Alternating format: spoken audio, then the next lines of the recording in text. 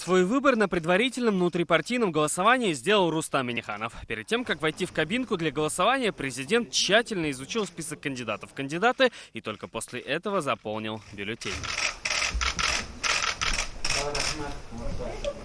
Минтимир Шаймиев пришел на участок в избирательный час пик. Государственный советник вместе со всеми прошел регистрацию, сделал свой выбор и пожелал удачи всем участникам праймериз. Стоять на месте сейчас непростительно.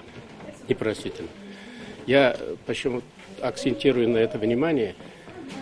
Будущие депутаты всех уровней должны над этим задуматься. В 9 утра на этот же счетный участок пришел и Фарид Мухаммедшин. Перед тем, как получить бюллетень, он отправился к волонтерам и членам счетной комиссии. Только узнав, как дела, зарегистрировался и уверенно сделал свой выбор. С большим доверием небезразличные, заинтересованные избиратели приходят на избирательные участки.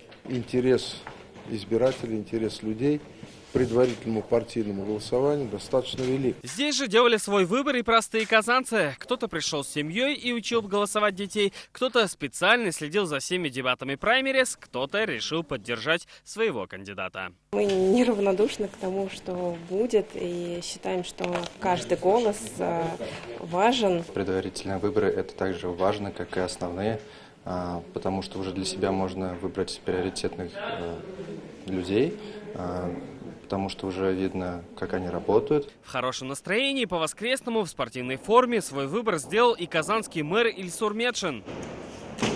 Подумал, что я старуха, а я еще в школу иду. Марии Семеновне почти 90, но в стороне от праймериз она не осталась. На участок пришла поддержать своего бывшего ученика Владимира Вавилова. У нас с ним тесная связь, как с первым учеником, и еще его наши одноклассники приходят.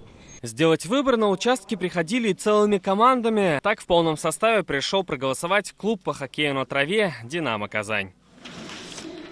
Голосовали на праймериз и через интернет. Так Владимир Чагин сейчас работает на этапе Кубка мира по ралли-рейду в Казахстане. В связи с этим, к сожалению, не могу принять участие в своем избирательном участке. И только что принял участие в электронном голосовании. Так что на предварительном голосовании каждый смог сделать свой выбор. Салават Ухмадуллин, Вадим Илларионов, Ренат Сафин, ТНВ, Казань.